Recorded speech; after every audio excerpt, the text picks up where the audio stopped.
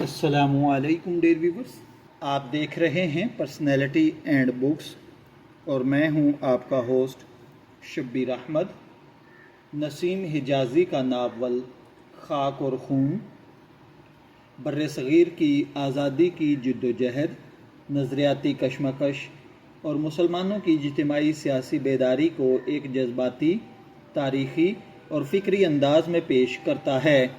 یہ ناول صرف ایک کہانی نہیں بلکہ ایک ایسا سیاسی فکری بیانیہ ہے جو پڑھنے والے کو اس دور میں لے جاتا ہے جو بر صغیر میں آزادی کی تحریک اپنے عروج پر تھی اور مسلمان اپنی شناخت، سیاست اور مستقبل کے سوالات سے نابرد آزما تھے۔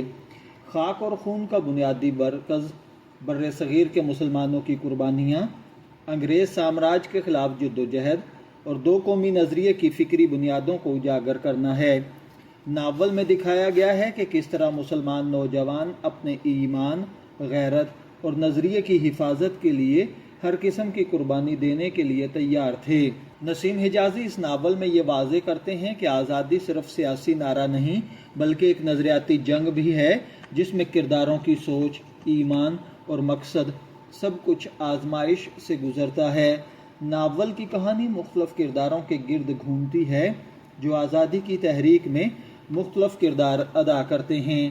کچھ کردار عملی جد و جہد میں شامل ہیں، کچھ فکری محاذ پر کام کرتے ہیں، کچھ ایسے بھی ہیں جو ذاتی مفادات اور خوف کی وجہ سے راستہ بدل لیتے ہیں۔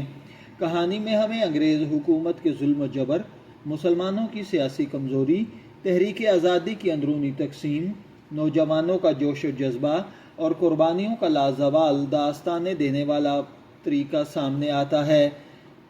ناول میں جذباتی مناظر، جیل کی سختیاں، جلسے جلوس، انقلابی گفتگو مسلسل پڑھنے والے کو ناول کے ساتھ جوڑے رکھتی ہیں۔ نسیم حجازی کے کردار ہمیشہ کی طرح مضبوط، نظریاتی اور علامتی ہوتے ہیں۔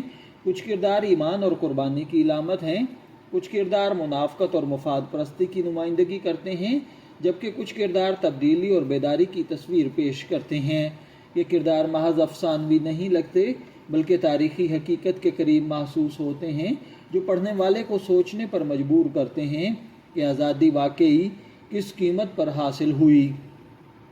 نسیم حجازی کا اسلوب ہمیشہ کی طرح سادہ مگر پر اثر، جذباتی مگر حقیقت سے جڑا ہوا اور تاریخی مگر ڈرامائی ہے۔ وہ مکالموں کے ذریعے کرداروں کی سوچ کو نمایاں کرتے ہیں جس سے کہانی میں جان پیدا ہو جاتی ہے۔ خاص طور پر ان کے انقلابی خطبات اور جذباتی مناظر پڑھنے والے کے دل پر گہرا اثر چھوڑتے ہیں۔ خاک اور خون بر صغیر کی سیاسی تاریخ کے اہم دور کو اجاگر کرتا ہے۔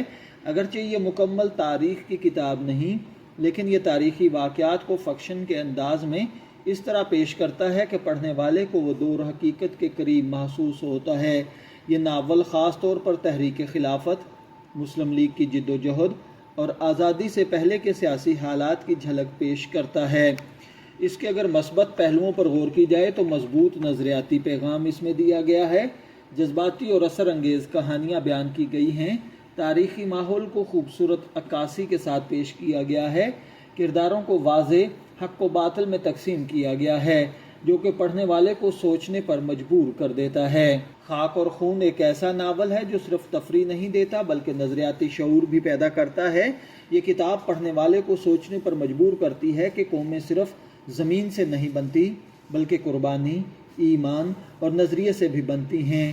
نسیم حجازی نے اس ناول میں بر صغیر کے مسلمانوں کی جد و جہد کو ایک جذباتی اور فکری انداز میں محفوظ کیا ہے جو نوجوان نسل کے لیے ایک اہم سبق ہے۔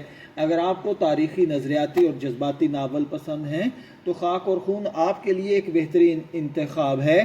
یہ ناول صرف ماضی کی کہانی نہیں بلکہ حال اور مستقبل کے لیے بھی ایک فکری پیغام رکھتا ہے۔